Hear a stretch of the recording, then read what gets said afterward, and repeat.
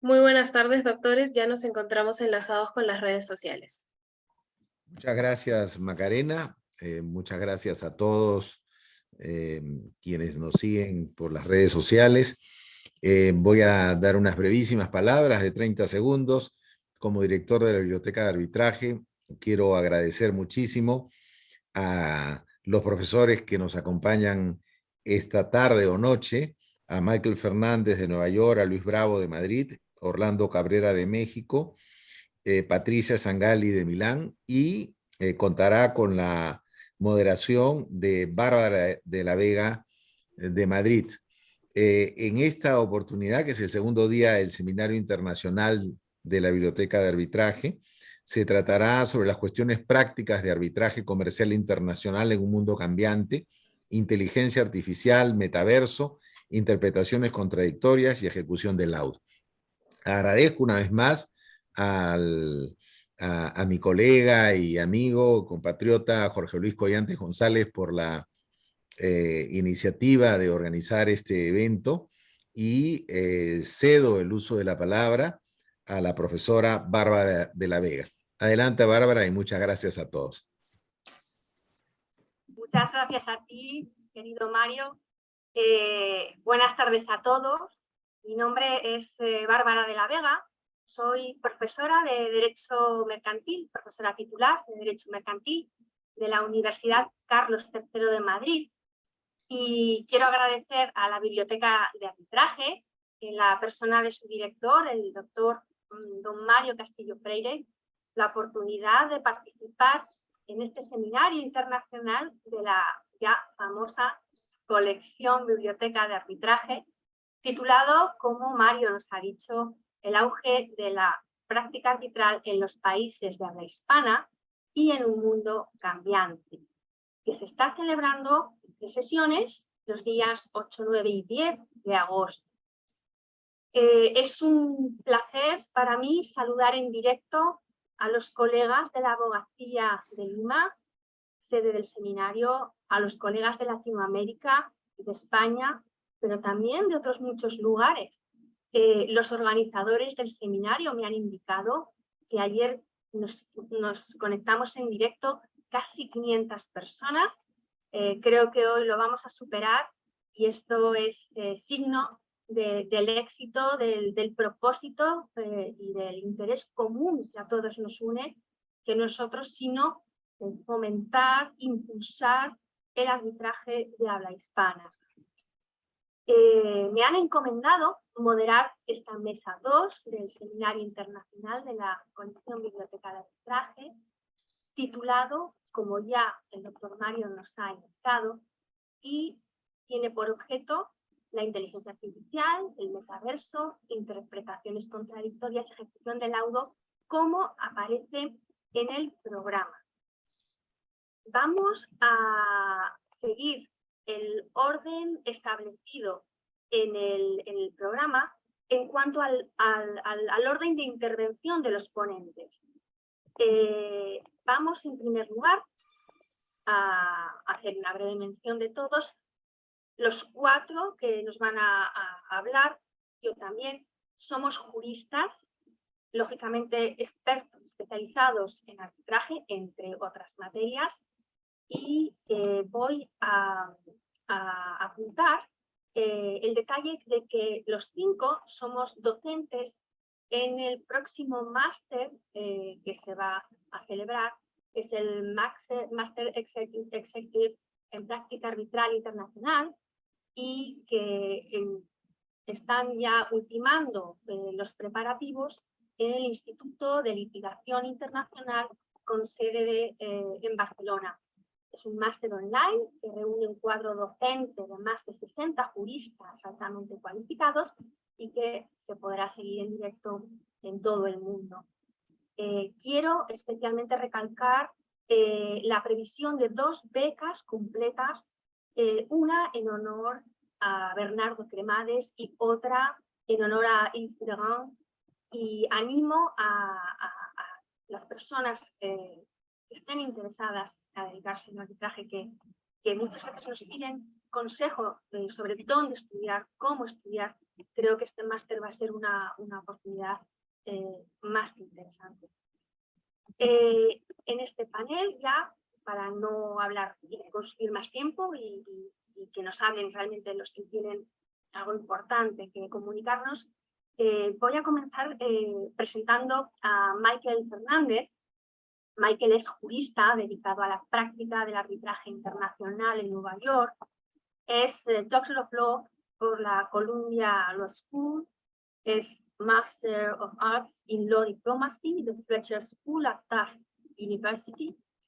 Y Bachelor of Arts, Spanish and Political Science at Yale University.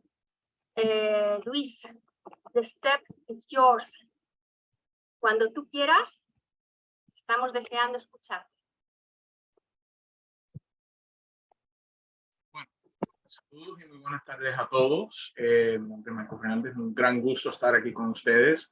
Mi agradecimiento sobre todo a la Biblioteca de Arbitraje que nos ha organizado aquí para tratar todos estos temas tan interesantes, y de verdad quiero agradecerle la oportunidad de estar con un panel de tan ilustres abogados, juristas, practicantes de diferentes partes del mundo, y mi agradecimiento a la profesora de la Vega por su moderación para con este panel. Yo voy a abordar un tema que por lo general es un poquitico más técnico y por lo general suele ser un poco más aburrido.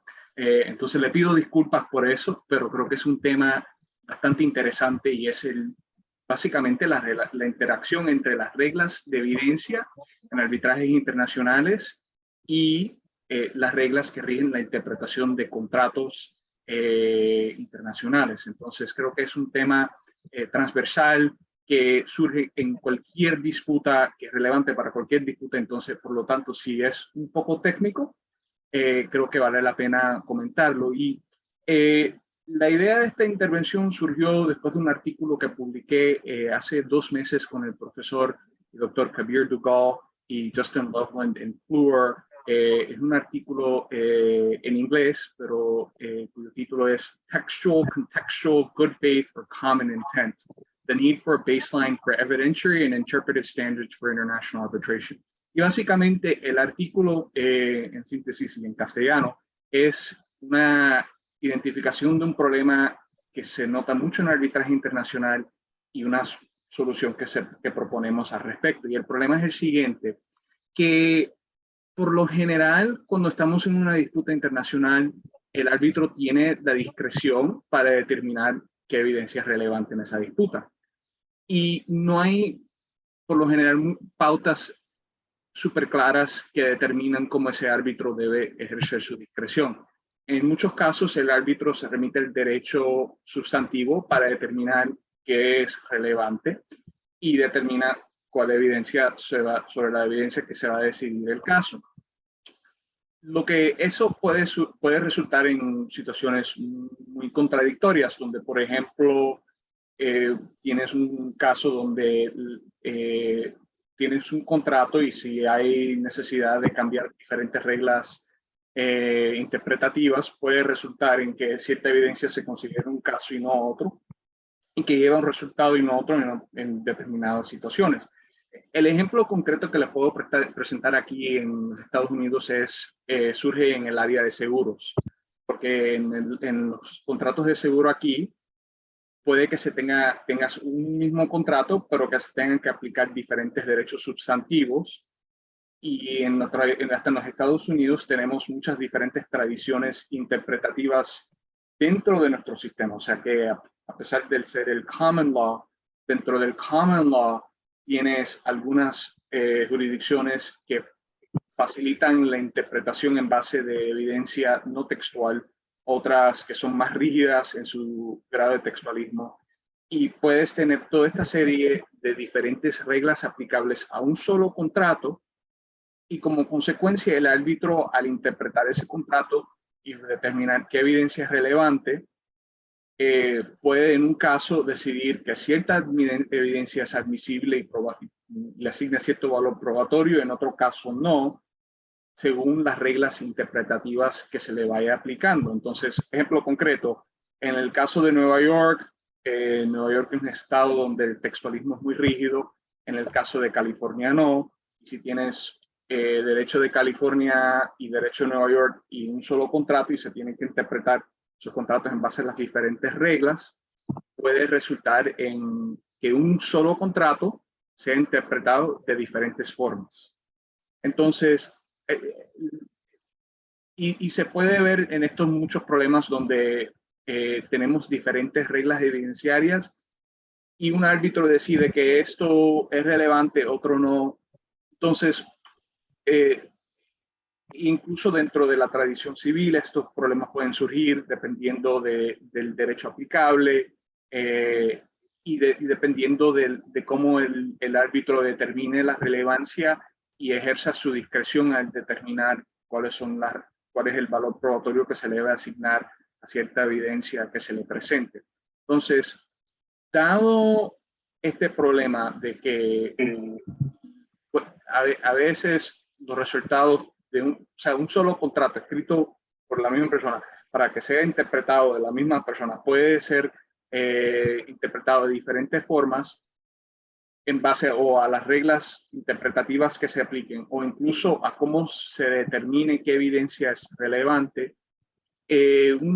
Una propuesta que tuvimos en el artículo y que creo que sería interesante para considerar para tratar de limitar esta arbitrariedad, porque en sí resulta en cierta arbitrariedad si un contrato como tal se va a interpretar de diferentes formas, es tratando de desarrollar normas internacionales que guíen la interpretación de contratos, y eso lo hemos visto, por ejemplo, en los principios de UNIDROIT, que dan ciertas nociones de cómo se deben ir interpretando contratos en aras de una cierta uniformidad. Por ejemplo, también lo vemos en casos de derecho internacional público con la Convención de Viena, y creo que es una posible solución al problema.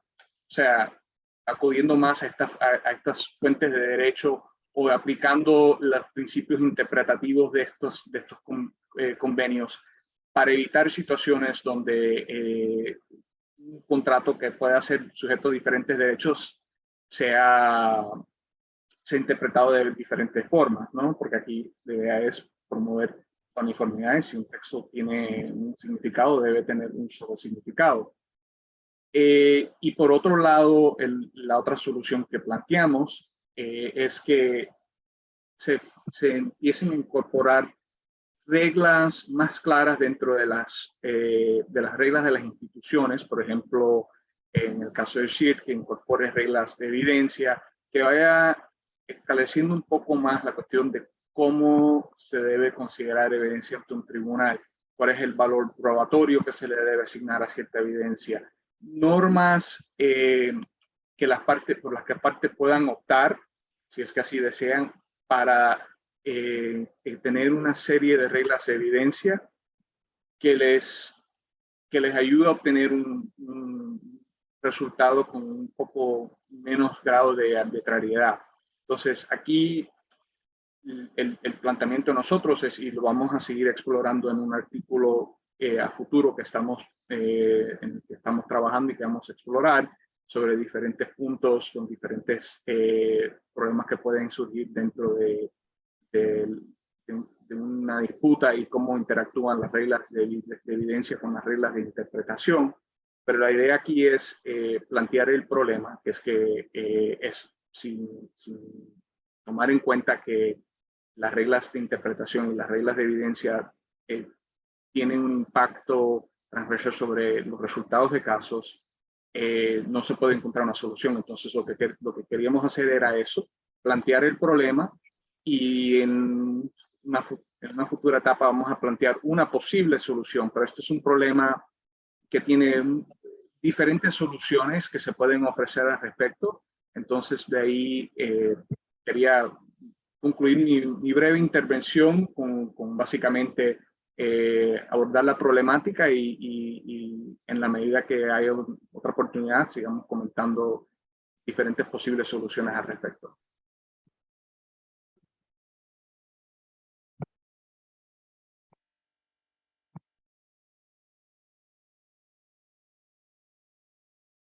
Muchas gracias, Michael.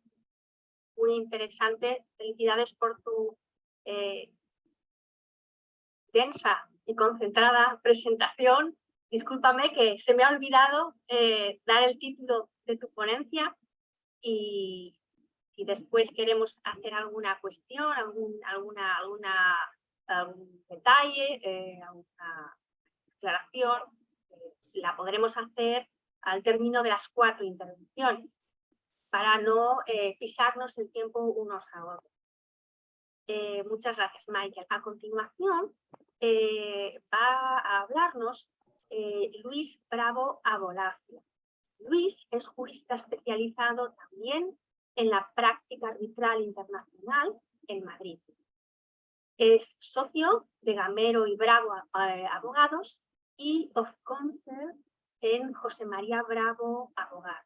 Perdón, José María Alonso, disculpe, Abogados. Es Luis también doctor en Derecho por la Universidad de Bolonia, Master of Law en International Business Law, Contracting and International Relations, por la ISEE Law and Business School en Madrid. Es también licenciado en Derecho por la Universidad Pablo de Olavide y licenciado en Administración y Dirección de Empresas por la misma Universidad Pablo de Olavide. Nos va a hablar sobre la juridicidad colectiva del laudo internacional y perspectivas modernas de la concepción transnacional del arbitraje. Cuando quieras, Luis, estamos deseando escuchar. Pues muchas gracias, lo primero de todo, Bárbara, por tu amable presentación. Muchas gracias también al estudio de Mario Castillo Freire y a Jorge Luis por su amable invitación para estar aquí hoy y poder hablar un poco con vosotros de este tema. Y voy a tratar de compartir a estos efectos la presentación sobre este tema que creo que podéis ver, ¿verdad? Perfecto. Pues efectivamente el tema que a mí me gustaría tratar hoy es el de la juridicidad colectiva del laudo, porque esto es un tema que ya lleva mucho tiempo en discusión, siempre se mantiene más o menos encima de la mesa y siempre hay debate sobre la cuestión que fueron pasando los años y las décadas, porque esto como debate en sí es una cuestión bastante antigua, y me gustaría un poco poner en cierta discusión el modelo tradicional de cómo se suele entender normalmente el arbitraje internacional en el modelo ortodoxo, por así decirlo, en el que la mayoría de los prácticos, incluso de practicantes del arbitraje, aunque eso ya cada vez va modificándose más, pero en otros ámbitos también sigue manteniéndose bastante, que es, entre otras cosas, considerar que la juridicidad del laudo, y esto es una simplificación, pero yendo a lo que a nosotros más nos afecta hoy, que la jurisdicción del laudo internacional, y siempre hablo de laudo dictado en un arbitraje internacional, proviene de la jurisdicción de la sede del arbitraje, exclusivamente. Es el único fuente de la juridicidad del laudo. Y aquí un poco lo que vendríamos a plantearnos es si esto pues, sigue siendo así, teniendo en cuenta el derecho positivo que tenemos aplicado hoy en día. Y sobre todo voy a centrarme en un análisis de derecho positivo más que de consideraciones de carácter más filosófico o doctrinal sobre la cuestión, sobre el que ya también se ha escrito bastante. Y para realizar este análisis voy a partir de lo que se considera hoy día, que estamos todos de acuerdo, que es el texto de derecho positivo más importante que afecta al sistema de arbitraje internacional en su conjunto, que es la Convención de Nueva York sobre el reconocimiento y ejecución del laudo de 1958.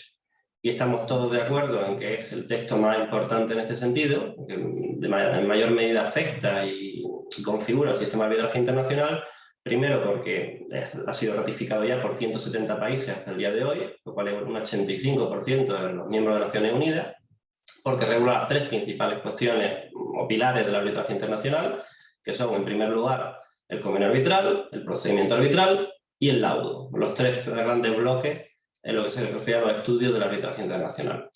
E incluso ha llegado a ser considerado y referido en varias ocasiones ya, no solamente por el secretario general de UNCITRAL, sino por otros diversos autores, como la piedra angular del sistema de arbitraje internacional. Aquello que, si uno quiere que su laudo sea ejecutado, pues las normas, los estándares uniformes que tiene que cumplir, so pena de que si no te puedes encontrar con un laudo muy bonito, pero que no se puede ejecutar. Y yendo ya en materia, tengo que referirme muy sucintamente, que de hecho no me va a dar tiempo a abordar el análisis como tal, de la ya famosa discusión del artículo 5 de la Convención, si lo que establece la Convención es el listado exhaustivo de números clausos de motivos que permiten oponerse o no ejecutar el laudo de acuerdo con la convención, si este famoso podrá o may, en su versión en inglés, significa lo que propiamente significa este término, que es de carácter facultativo, tanto en español como en inglés, como en otra de las dos versiones auténticas de la convención, o si tiene carácter imperativo. Como no me da realmente tiempo a abordar este análisis tan interesante, por otro lado, en estos minutos, me voy un poco a circunscribir un poco a mencionar que seguramente podamos considerar que cada vez se está formando una mayoría doctrinal en este sentido y casi, bueno, en cierto sentido jurisprudencial, bastante relevante en favor de la tesis facultativa. A este efecto puedo citar, por ejemplo, al profesor Gary Born, al profesor Vandenberg, que es una de las máximas autoridades en el ámbito de la Convención de Nueva York, al profesor Manuel Gallar, a otros estudios que han salido sobre la Convención de Nueva York muy conocidos, como el del profesor Petroquilos o Boris y Feneke, si no me falla la memoria. Entonces ya aquí se va formando una cierta consenso en este sentido, entre otras cuestiones porque el artículo 5 efectivamente pues, dice podrá, mientras que otros preceptos de la Convención, como el 2, el 3 y el 4 dicen deberá, y en inglés dicen shall. Hay un tratamiento distinto, hay una elección distinta de términos en distintos lugares de la Convención, y por citar algo muy sucinto, también el análisis histórico de la evolución de la Convención un poco sugiere en este sentido. La primera versión del artículo 5 la redactó ICC en la Conferencia de Nueva York de 1958. En esa versión se incluía un texto muy parecido al que existía en el artículo, el anterior precedente de la Convención de Ginebra en 1927, que ahí se decía que se deberá rechazar la ejecución del laudo si se da alguno de los motivos que se prohíben en la Convención de Ginebra. Y ese borrador de ICC fue rechazado, se hizo una nueva versión por parte de COSOC, y en esa nueva versión, que ya se utilizó el término podrá y venía una redacción más parecida a la que está hoy en día, se siguió discutiendo en los trabajos preparatorios de la Convención y al final se rechazó expresamente la opción original, la del término shall y la del término deberá en español, y se impuso la tesis del solo se podrá denegar la ejecución del laudo si se dan estas circunstancias, con lo cual hubo incluso una decisión específica, después una negociación particular sobre ese texto de establecer un término de carácter facultativo como mínimo con absoluta claridad en 4 de las 5 versiones oficiales de la Convención, china, rusa, española e inglesa, y donde solamente existen algunas dudas con respecto a la francesa, aunque también hay estudios que dicen que no necesariamente es incompatible la versión francesa, por ejemplo el estudio del profesor Paulson. Entonces, teniendo en cuenta todo esto, poco aunque habrá probablemente quien discrepe, se está formando, hay bastantes motivos bastante poderosos para considerar, y bastante doctrina que considera que el artículo 5 tiene un carácter facultativo. Y si esto es así, esto nos lleva a una conclusión que yo creo que es bastante evidente, que es si el origen de la juridicidad del laudo es exclusivamente la sede del arbitraje, ¿cómo es posible cuando el artículo 5.1e establece como una causa de no anulación, de posibilidad de no ejecución en el que la sentencia sea anulada en la sede del arbitraje, cómo es posible que algo que no existe en la sede, porque ha sido radicada desde su existencia en ese ordenamiento jurídico, y que además estamos diciendo que es la única fuente de juridicidad del laudo, cómo es posible que algo que no existe en el lugar que le da su única fuente de su juridicidad pueda desplegar algún efecto y pueda tener algún valor? Entonces, eso pone un poco en duda, o pone bastante en duda, si la única fuente de la juridicidad del laudo es la sede del arbitraje. Y esto se complementa también con el análisis del artículo 7, que también ha sido un poco comentado en otras ocasiones, que el artículo 7, en esencia, con la regla de la ley más favorable, lo que establece es que los estados contratantes podrán adoptar otras normas o podrán ratificar otros tratados internacionales o adoptar otras normas internas que sean más favorables que la propia convención en lo que se refiere a la ejecución de la UE. Por lo tanto, los estados contratantes están facultados a eliminar una o varias o casi todas los motivos de no reconocimiento se permiten en el artículo 5. De hecho, Francia ha eliminado el artículo 1e, entre otros motivos. No es motivo en Francia ahora mismo de no reconocimiento el que el laudo sea per se, solamente por eso, de que haya sido anulado la sede del arbitraje. Entonces, esto, simplificando mucho el análisis y siendo muy sucinto, nos permite concluir que la Convención permite la posibilidad, que no la obligación, la posibilidad para los estados contratantes de ejecutar laudos que hayan sido anulados en la sede del arbitraje. Tienen la opción de decidir si quieren ejecutarlo o establecer algún tipo de discrecionalidad para establecer algún otro tipo de regla. Y eso pone un poco en duda este modelo tradicional, esta forma ortodoxa de entender el arbitraje internacional en lo que se refiere a cuál es la fuente de la juridicidad del laudo. si solamente, si exclusivamente es la sede del arbitraje, no tenemos respuesta como algo que ya no existe, la sede del arbitraje puede producir algún efecto. Y este análisis, que no deja de ser teórico, o estas pequeñas pinceladas más bien, un análisis teórico de la interpretación de la Convención de Nueva York, cuando se ha puesto en relación con resoluciones que se han dictado en distintos países, resulta que hay al menos un cierto número de jurisdicciones bastante relevantes que confirman o que sostienen un poco este enfoque. Porque Francia, por una parte, lleva con una jurisprudencia muy consolidada, que también se conocía bastante bien, particularmente con los casos Norsolor, Gilmartin y Kutraballi, entre otros muchos, en los que ha venido de forma consistente declarando que puede ejecutar laudo anulado de acuerdo con el artículo 7, con base en el artículo 7, porque su derecho interno ha establecido una normativa que elimina varias de los causales de no ejecución que están previstos en el artículo 5. Y eso tiene una posición ya muy consolidada y muy consistente a lo largo del tiempo. Y luego también tenemos como casos muy interesantes los de Estados Unidos, Reino Unido y Holanda, que si bien no son tan coherentes y no siempre han optado por la misma solución en última instancia, por la misma decisión, sí que comparten, en mi opinión, un elemento bastante común. Y es que consideran que el artículo 5 tiene un carácter discrecional. Y ya, en función de las reglas que cada uno de esos tribunales quiere aplicar, y donde ponen un poco el énfasis, deciden en unos casos o en otros, en unos sí o en otros no, el ejecutar un laudo anulado. Pero el punto que sí tienen en común es que consideran que el artículo 5 tiene un carácter discrecional, como veníamos diciendo antes. Y en que Estados Unidos no ha pronunciado su Tribunal Supremo, hasta donde me llega mi conocimiento sobre esta cuestión, Reino Unido y Holanda se han tenido decisiones del Tribunal Supremo, de sus respectivos Tribunales Supremos, en este sentido. Y luego tenemos otros países que no tienen una posición tan consistente, pero que han dictado algunas resoluciones también en la misma línea que decíamos. Si bien es cierto que en algún momento a lo mejor lo han matizado o no ha quedado claro si lo han matizado, o han tenido un criterio o una posición, digamos, menos clara que los anteriores. Pero lo que sí nos quedamos es con que parece que hay una base de jurisprudencia de distintos países, de doctrina y también unos criterios de interpretación de la Convención de Nueva York bastante solventes desde un punto de vista gramatical, lingüístico, histórico, sistemático, que permiten un poco llegar un poco a la conclusión que estamos manteniendo. Y esto, para terminar, porque creo que estoy cediendo mi tiempo, ¿qué conclusiones podemos alcanzar con base en lo que estábamos diciendo antes? Pues que en vista de lo que establece el artículo 5 y 7, visto el contenido, cuando los 170 estados que han decidido ratificar la Convención de Nueva York decidieron precisamente eso, ratificarlo, estaban de acuerdo con el contenido, lo que han hecho ha sido apoyar o firmar un texto, o ratificar un texto que implica que la única fuente, como decíamos antes, de la juridicidad del laudo no puede ser exclusivamente la sede del arbitraje, no puede ser el ordenamiento jurídico de la sede del arbitraje. ¿Qué es lo que parece entonces que ha sucedido? Es que esos 170 estados han transferido parcialmente, han modificado o transferido en este caso parcialmente una parte de su soberanía al ratificar la convención, en vista de que han ratificado un texto que contiene el contenido que estábamos viendo antes y que no es compatible con el enfoque anterior, con el modelo tradicional del arbitraje.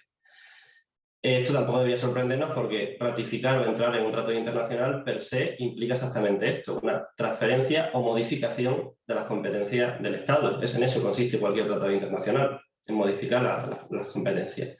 Entonces, desde ese punto de vista, y aunque tengo que simplificar un poco el análisis, la fuente de la juridicidad del laudo, tenemos que concluir que no es el ordenamiento jurídico individualmente considerado en ningún país cuando estamos con un laudo, lógicamente, que está dentro del scope, del ámbito de aplicación de la Convención de Nueva York, sino que la Convención de Nueva York en sí misma, al haber sido ratificado por esos 170 países, esos 170 países le están cediendo parcialmente una parte de sus competencias y creando o dotando una juridicidad colectiva de ese conjunto de estados al laudo internacional.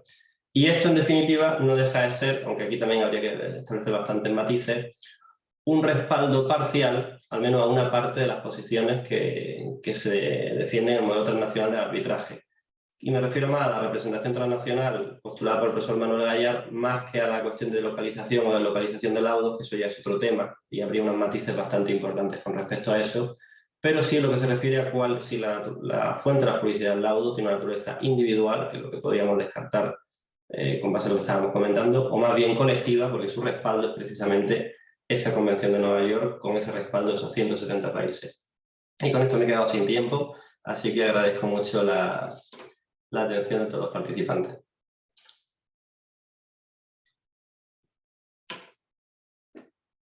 Muchas gracias, Luis, y en especial, de nuevo, gracias por la capacidad de síntesis, porque son temas ciertamente complejos para abordarlos en los escasos 10 minutos que nos hemos repartido.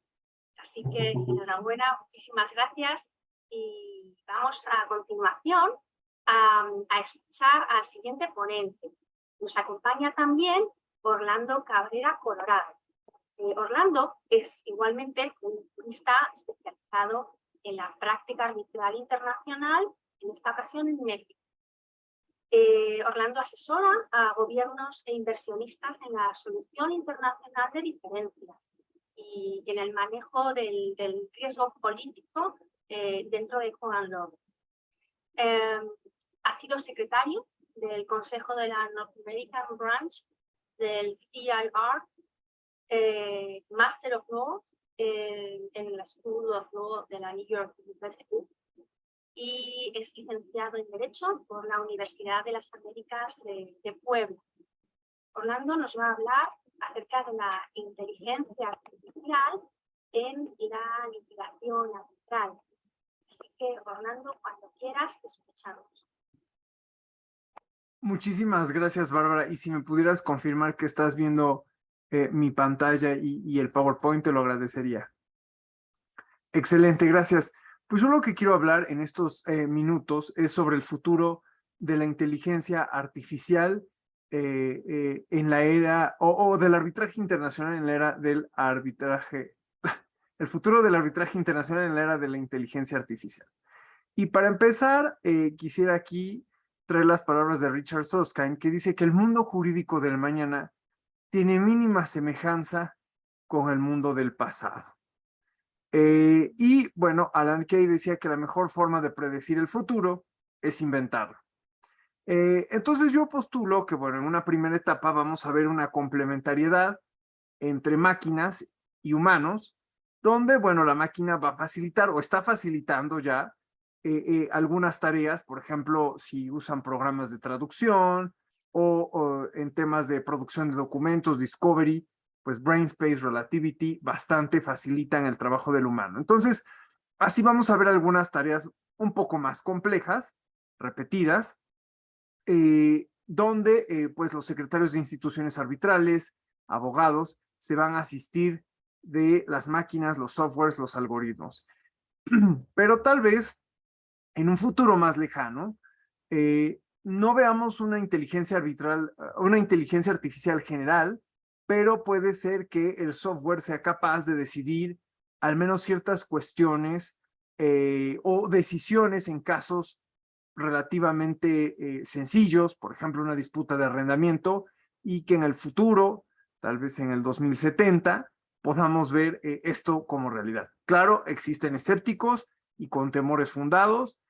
No vamos a exponerlo todo porque pues no daría tiempo, pero bueno, aquí una presentación muy breve de los temas que voy a tratar, las nociones básicas de la inteligencia artificial, los problemas, la magia, la división del trabajo y dónde nos puede ayudar.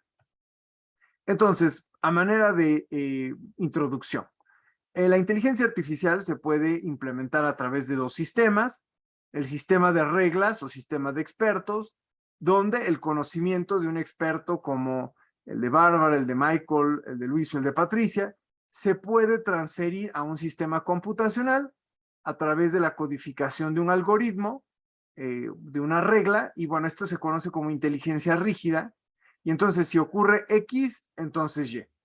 Si se viola el debido proceso, entonces se puede tal vez anular el agua, por ejemplo, ¿no? El aprendizaje automatizado, por el contrario, pues igual son programas de cómputo que aprenden de la experiencia y mejoran su desarrollo con el tiempo. No se escriben fórmulas, no se codifican los algoritmos, no existen reglas. Y el ejemplo más claro es los traductores, por ejemplo el de Google, o la identificación de los correos spam, que ha mejorado mucho con los años. Y bueno, ocurre como si fuera por arte de magia. Y lo que hace, por ejemplo, Google, extrae de todas esas convenciones internacionales, por decir de la ONU, la Unión Europea, que están traducidas a múltiples idiomas, pues extrae el algoritmo para poder, extrae los patrones para poder generar el algoritmo que le va a permitir traducir de lo más certero posible un documento, un enunciado. Bueno, y habiendo sentado las bases, quisiera platicar de los problemas que encuentra la inteligencia artificial en el arbitraje. El primero es la falta de información. Como ustedes saben, la mayoría de laudos arbitrales, órdenes procesales, memoriales, siguen permaneciendo confidenciales. Claro, existen excepciones en el arbitraje de inversión, el arbitraje marítimo, la OMC, el Tribunal el CAS, el Tribunal Deportivo, en fin. Pero, bueno, aún así falta muchísima información para que el algoritmo pueda procesar la información y aventarnos a través de probabilidades un resultado. Entonces, pues la cantidad de datos que tenemos disponible al día de hoy puede no ser suficiente y además se agrega el hecho de que no tenemos patrones repetidos. Por ejemplo, la CCI, la institución líder en estos temas, reportó recientemente que tenía su caso 25,000, pero si analizamos son casos que han sido emitidos en español, inglés, francés, alemán, mandarín, en el transcurso de los años que han evolucionado las reglas de arbitraje, el derecho de los países, la jurisprudencia. Entonces, como ustedes se darán cuenta, los patrones repetidos son mínimos y tal vez la única constante, por ejemplo, sería lo que mencionaba Luis, la Convención de Nueva York. Entonces, con todas estas complejidades, pues la inteligencia artificial tiene serios problemas. Y por último, los datos viciados. La profesora Maxi Scherer, en su artículo seminal sobre esta materia, nos decía, asumamos que en el arbitraje de inversión efectivamente existe un vicio hacia, en pro o en favor de los inversionistas. E insisto, esto es un mero ejercicio, no estoy diciendo que así sea, ni ella lo postula, es solo el ejercicio. Entonces, lo que pasaría es que el algoritmo tomaría toda la información viciada de estos laudos en pro del inversionista y seguiría resolviendo en ese sentido, ¿no? Esto, por ejemplo, pasó con el algoritmo de Microsoft, TEI, que tomaba información de Twitter y la empezaba a replicar. Y a los pocos minutos que empezaron con el proyecto de TEI, resultó que se volvió xenófobo, racista, misógino. ¿Por qué? Porque adoptó lo que la demás gente decía. Entonces, bueno, estos son algunos de los problemas que tiene la inteligencia artificial. Y la gran pregunta es, bueno, ¿por qué se llama inteligencia? Sí, bueno, porque denota algunas características propias de la inteligencia humana. Y básicamente esto sucede porque puede anticipar, puede predecir los resultados. Aquí en este cuadrito, bueno, es materia de un artículo que publiqué, pero básicamente donde yo considero que existe amplio margen para que la inteligencia artificial nos ayude es los conocidos. Es decir, donde hay abundancia de datos, la máquina puede hacer buenas predicciones y ahí tenemos a Jusmundi, Arbitrator Intelligence, GAR-ART, iFlyTech, Lex Machina, y en el mundo de la producción de documentos o el Discovery, Brainspace y Relativity, que si han tenido oportunidades de usarlo son sensacionales. En las demás áreas tendrá dificultades, no voy a ahondar mucho, pero donde existe poca información, por ejemplo, órdenes para garantizar costas, casos como Abaclat que han sido únicos en su momento, o algunas otras donde es difícil interpretar datos, por ejemplo, los daños que se otorgan o las costas que se otorgan en función de los daños. Bueno, a lo mejor la máquina puede o no tener un marco de referencia adecuado para producir un resultado. Y aquí, por ejemplo, podríamos pensar cómo pudiéramos aplicar la inteligencia artificial. Ejemplo, este es un lienzo de inteligencia artificial para designar a un árbitro. ¿Cómo alimentaríamos al algoritmo? Bueno, pues queremos identificar al mejor árbitro para un arbitraje CIADI en materia de minería. Entonces tendríamos que agregar ciertos elementos de juicio para ver cuál sería el costo de un falso positivo. La acción es encontrar ese candidato.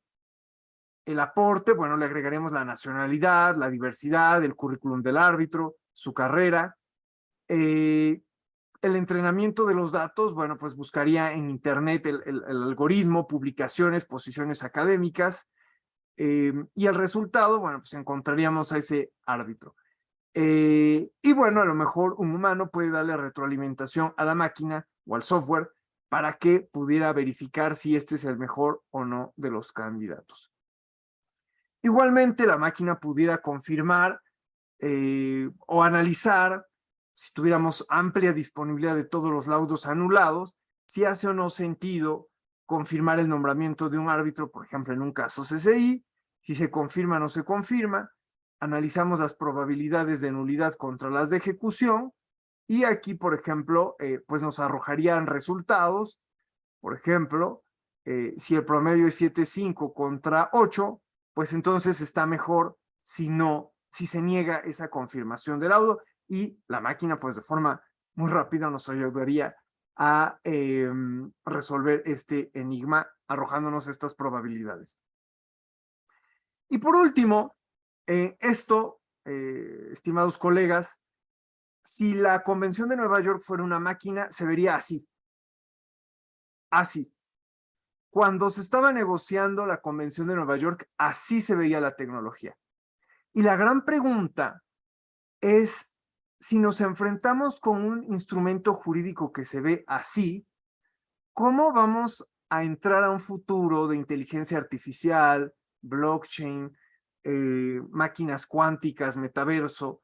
Y la pregunta es si estamos con este instrumento que se ve así, preparados o no, para un futuro que se ve radicalmente complejo. Entonces, a lo mejor, algunas de las soluciones sería replantearnos si, por ejemplo, un laudo debería ser anulado en función o no de los vicios que tuviera el algoritmo que decide un caso, ¿no?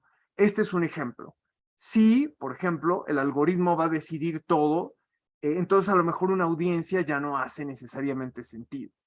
Y entonces las nociones de debido proceso tal vez cambiarían radicalmente. Entonces, bueno, estas son algunas de las ideas que tengo en un artículo académico que ya está publicado en español, luego lo publicaré en inglés, pero bueno, siento ahí las dudas para que ustedes pues me ayuden a pensar cómo se debería de ver el futuro, si lo seguimos viendo así o valdría la pena cambiarlo.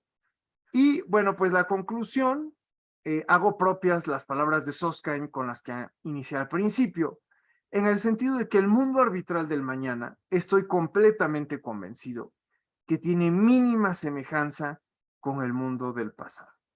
Y bueno, pues esto es todo, y agradezco muchísimo a Jorge Luis Collantes y a la Biblioteca del Estudio Jurídico Mario Castillo Freire y a Bárbara por permitirnos este tiempo para platicar de estos temas. Gracias. Muchísimas gracias, Orlando. Enhorabuena también por tu intervención, siempre sugestiva. Da gusto compartir con los colegas estos ratos, aunque sean chiquitos, como dicen en México, de píldoras concentradas de conocimiento. Yo aprendo de todos vosotros muchísimo, así que gracias. Espero que los que nos están escuchando también estén aprovechando bien. Ya nos encarrilamos a la parte final de esta mesa número 2 del seminario, y es para mí un auténtico placer presentarles a nuestra colega Patricia Zangali, que es jurista especializada en arbitraje y procedimientos civiles transfronterizos en Milán y Varsovia. Patricia además es presidente del capítulo italiano del Club Español de Arbitraje. Igualmente es Fellow of the Chartered Institute of Arbitration, y miembro de la European Branch Committee. Asimismo, realizó el máster en Propiedad Intelectual y Nuevas Tecnologías de la Universidad de Jagiellonia en Cracovia, Polonia. Es doctora en Derecho por la Universidad del Sacro Cuore, Universidad Católica del Sacro Cuore en Milán. y licenciada en Derecho por la Universidad Complutense de Madrid. Patricia nos va a hablar sobre la irrupción del metaverso en la práctica arbitral. Se pregunta acerca de si es un futuro o es algo presente con carácter inevitable. En fin, que sea la propia Patricia la que nos transmita su parecer. Cuando quieras, Patricia, adelante. Muchísimas gracias, Bárbara, por la amable presentación. Quiero agradecer antes que nada por la oportunidad de hoy al Estudio Mario Castillo Freire y el doctor Jorge Luis Collantes, la organización de este Seminario Internacional de la Biblioteca de Arbitraje. Y es un placer para mí estar entre todos estos excelentes ponentes de hoy. Yo también, como tú, Bárbara, he aprendido mucho con estas píldoras de hoy. Y bueno, por lo que se refiere a mi tema, vamos antes que nada, diría que empezar hablando un poco de lo que es el metaverso y la aplicación de lo que puede ser el metaverso, ¿no? en el ámbito arbitral. El metaverso se construye a partir de la realidad virtual y que está entendida como un conjunto de datos que cuentan con la capacidad de crear una simulación sensorial completa, que es generada por un ordenador, obviamente, que permite ser explorada, visualizada y manipulada también en tiempo real por el usuario. Y se manifiesta con un conjunto de imágenes y sonidos virtuales, generando una sensación de presencia. Y lo que es importante subrayar es que pese a la ausencia de cuerpos normativos direccionados a la regulación del metaverso, se considera que algunas normas ciertas pueden extenderse a su rango de aplicación a estos espacios, pero hay todavía algunas normas que obviamente no están listas y hay que preparando, digamos, este territorio todavía, diría, inexplorado, porque una parte es verdad que ya está explorada, porque con el metaverso ya se empezó hace muchísimos años, con lo que era, no sé si os acordáis de lo que era Second Life, ¿no?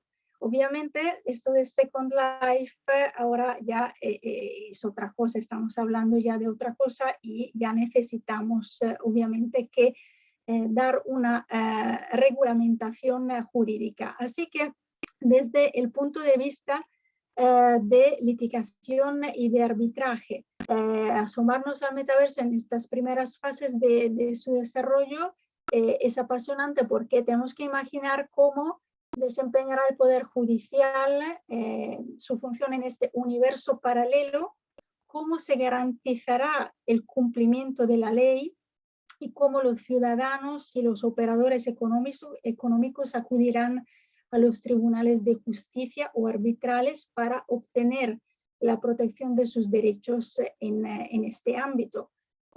Por ejemplo, normas de derecho de autor, normas contractuales, normas de responsabilidad y difamación que pueden ser aplicados desplegadas en los ambientes virtuales. Por ejemplo, para lo que se refiere al derecho de autor, un ejemplo práctico, si creas un avatar basado en un personaje protegido por derechos de autor, el propietario de los derechos de autor puede demandarte por infringir sus derechos de autor y puede pedir al tribunal que le ordene dejar de crear y distribuir avatares basados en su obra. O puede también pedirte una indemnización por daños y perjuicios. Lo que nos tocará, por ejemplo, con lo de del litigio y del arbitraje. Una pregunta que os pongo, ¿será necesaria la colegiación? O puestos a imaginar, deberán nuestros avatares solicitar una suerte de homologación de las habilitaciones que ya tenemos para poder ejercer la profesión o no. Por el momento, por ejemplo, todavía esto no está regulado, ¿no? pero toca imaginar cómo abogados podrán acompañar a sus clientes en la búsqueda de soluciones para solucionar problemas en el mundo virtual. Nos tocará también pensar en cuestiones de jurisdicción. Ya se comienza a hablar de meta-jurisdicción, de competencia objetiva y territorial, o sea, qué juzgados y tribunales conocerán de qué asuntos o controversias del metaverso. Otra pregunta interesante es si el derecho probatorio que hemos visto, ¿no?, hoy con nuestro compañero, con Michael, con lo de la prueba en el procedimiento, ¿será este derecho probatorio que conocemos trasladable al metaverso o serán necesarias nuevas normas o una adaptación de las actuales? Y cómo será la aportación al proceso judicial de las evidencias del metaverso. Yo creo que, como ya comentó Orlando, cuando decía que Orlando y también, bueno, Luis, tendremos que ver, digamos, cómo destacarnos de lo que es el aspecto jurídico tradicional, o sea, romper, ¿no?, un poco con lo que es el aspecto jurídico tradicional para estar en este otro mundo. Bueno, otra cosa interesante será también lo que es el derecho al pseudonimato, porque en el metaverso se supone como un evidente importante obstáculo, no solo a la hora de permitir identificar el autor, ¿no? Sino también a efectos de valorar cuándo debe entenderse que el avatar ostenta en el metaverso los mismos derechos que las personas físicas. Así que la tecnología y la digitalización de los procedimientos cambiarán la forma en que árbitros y abogados trabajan. Tendremos, según mi opinión, un aumento en eficiencia, ¿no?, que dará lugar a procedimientos más rápidos y eficaces en cuanto a costos. Seguro que vamos a tener procedimientos en paralelo, digamos, porque la pregunta es si esto ya es el futuro y vamos a tener solo esto o la realidad. Yo creo que vamos a tener las dos cosas y ya estamos en ello. Y las audiencias virtuales solo han sido, digamos, el principio, ¿no?, de esta transformación. Y la inteligencia artificial, como decía Orlando, nos ayudará en la investigación jurídica, el tratamiento de datos, el análisis de pruebas, tanto en el ámbito, ¿no?, de los árbitros como en la mesa de los abogados. Así que esto me parece que es algo que hay que matizar. Otra cosa que os quiero dar como información interesante, hay muchísimas empresas que ya están en el metaverso, como creo que saben los que nos están acompañando hoy. Os quiero dar el ejemplo, por ejemplo, de Nike, que en el año 2020 adquirió a una firma dedicada a la creación de productos digitales para el metaverso. Y esta empresa, dedicada a la venta de productos deportivos, ha dicho que su principal objetivo a la hora de adquirir la firma mencionada es el de acelerar la transformación digital por medio de la creación de NFT, productos de realidad aumentada y demás ítems para los mundos digitales.